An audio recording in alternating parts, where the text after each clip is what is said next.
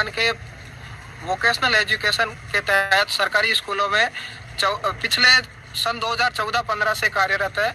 हमें लगभग इस जॉब के अंदर प्लेसमेंट एजेंसी के साथ रखा जाता है और हमारा टेंडर हर साल होता है और हमें बार बार बीच बीच में बेदखल कर दिया जाता है। इसी तरह हमें जून 2023 में अभी पिछली सरकार में हमें बेरोजगार कर दिया गया था। उसके बाद से अभी तक हमें घर बिठा दिया गया और हमारे जो बच्चे हैं जो वोकेशनल एजुकेशन ले रहे हैं, एक तरफ सरकार है वो वोकेशनल एजुकेशन को नई शिक्षा नीति के अंदर ला करके इसको बढ़ावा दे रही है, एक तरफ उसकी रीढ़ की हड्डी कही जाने वाले वोकेशनल अध्यापक हैं वो घर बैठे हैं और उनके बच्चे हैं जो बोर्ड क्लासों में अभी मार्च में उनका प्रैक्टिकल एग्जाम और मूल एग्जाम है, उसके इंतजार में अभी तक वो राह देख रहे हैं। लेकिन अभी तक हमने सीएम से, शिक्षा मंत्री से और स्थानीय विधायकों से मिलकर अपनी समस्याओं को कई बार बता चुके हैं और यहाँ प्रशासन से भी बात करी है, उनके अधिकारियों से भी बात करी है, लेकिन हमें अभी तक गोल गोल घुमाया जा रहा है।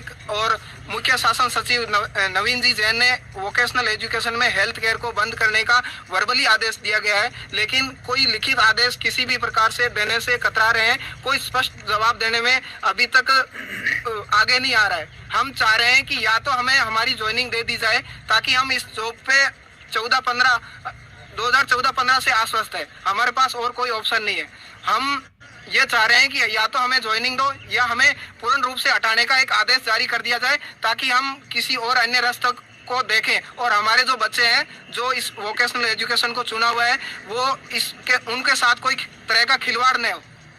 चलिए, इस वक्त राजस्थान में भजनलाल की सरकार है, बीजेपी की सरकार है। इन्होंने वादे किए थे, अपने मैनिफेस्टो में भी दिया था कि इनको रोजगार राजस्थान में बढ़ाया जाएगा। राजस्थान के हर बेरोजगार युवा को और हर पीड़ित युवा को इस बात की भली भांति जानकारी है और इसी विश्वास के कारण उन्होंने इस सरकार को जो है लोकतंत्र में लाए हैं। लेकिन जिन उम्मीदों के साथ बेरोजगार युवा, पीड़ित युवा, उदास युवा अपनी उम्मीदों को लेकर इस सरकार को जो लेके आया है उसे कहीं ना कहीं निराशा ही लग रही है। आज शहीद स्मारक के युवा मित्रों का धरना हो, चाहे इन हेल्थ केयर के जो लोग हैं इनकी रीजॉइनिंग को लेकर हो, ऐसी ढेर सारी जो समस्याएं हैं इसको लेकर आज यहाँ भी जो प्रदर्शन जारी हो रहा है, इस प्रदर्शन को आप देख रहे हैं। इन साथियों की सिर्फ एक मांग है कि हमें रीजॉइनिंग दे दी जाए या फिर हमें पूर्ण रूप से हटा दिया जाए। ये जो सस्पेंस क्रिएट कर रही है भजनलाल सरकार, उस सस्पेंस को हम अब सहन नहीं कर पाएंगे। बार बार दर दर की ठोकरें खाए जा रहे हैं, कभी इस दर पर ठोकर खा रहे हैं,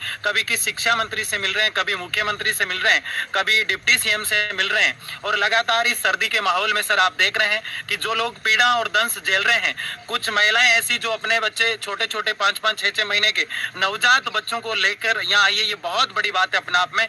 निर्दयी सरकार को ये देख कर तो दया आनी चाहिए कम से कम। और आज आप देख रहे हैं जिस संख्या में लोग आए हैं, आधे लोग अभी रास्ते में चल रहे हैं, अपनी मांगों को लेकर लगातार ये प्रयासरत है। और सिर्फ यही नहीं, राजस्थान का संपूर्ण युवा कुछ भर्तियों को लेके, कुछ और पीड़ित वर्ग जो है वो अलग अलग मांगों को लेकर, एनजीओ और प्लेसमेंट वाले RLSDC की मांग को लेकर ऐसे कई पेंडिंग काम है जिस पे सरकार बिल्कुल ध्यान नहीं देती है। आज भजनलाल जो सरकार है उस पर ढेर सारी बातें जो है वो अलग अलग माध्यम से आप भी सुन रहे हैं और मैं भी सबसे बताना चाह रहा हूं कि सबसे बड़ी बात ये कि जो मांगे हम मांग रहे हैं उसमें से एक पर भी आश्वासन नहीं दिया जाता। सिर्फ एक मुस्कुराहट करके युवा बेरोजगार को दहलीज से लौटा दिया जाता है। या तो उसे कोई आश्वासन दिया जाए या फिर इस कार्य को कब तक होगा ये बताया जाए। और आज इसी सिलसिले में आज हमारा जो ये धरना प्रदर्शन हो रहा है, ये हम उस क्षण तक लड़ेंगे इसको जब तक हमें ये नहीं बता दिया जाए कि आपको हटा दिया गया या आपको रीजॉइन करा दिया गया है।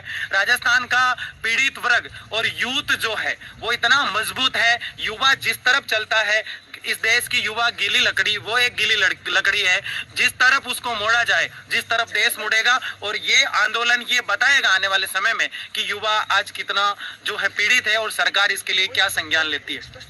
जी बताएं, आप कितने अरसे से इसमें काम कर रही है? हालांकि सरकार ने रोजगार देने का वादा किया। 2014 से वोकेशनल एजुकेशन में लगी हुई हूँ।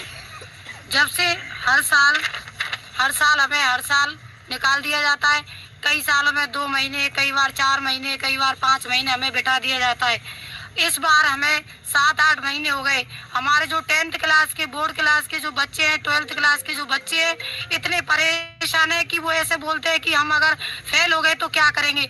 इस सरकार को थोड़ी सी दया नहीं आती कि हमारे भी तो बच्चे हैं, हमारे बच्चे कितने परेशान हैं, हम कितने बेरोजगार हैं, हमारे ऊपर बिल्कुल भी ये सरकार दया नहीं करती है। तो हम लगातार संघर्ष करते हैं, उन बच्चों को पढ़ाते हैं, अपने घर से छोटे छोटे बच्चों को, खुद के बच्चों को साथ में लेके जाते हैं। तो सरकार से हमारी यही उम्मीद है कि हमें जल्दी से जल्दी हमें हेल्थ केयर वालों को जॉइनिंग दिलाएं, और अगर जॉइनिंग नहीं दिलाएंगे तो हमारा धरना, जब तक हमें जॉइनिंग नहीं देंगे हम यहीं पे रहेंगे। हमारे 2-2, 3-3 महीने के बच्चे यहीं पे हमारे साथ रहेंगे और मरने मारने के लिए हम तैयार हैं। हमारी यही उम्मीद है लास्ट के हमें इन 2-4 दिनों में ही जॉइनिंग का आदेश निकलना चाहिए। चलिए, ये थे यहाँ के जो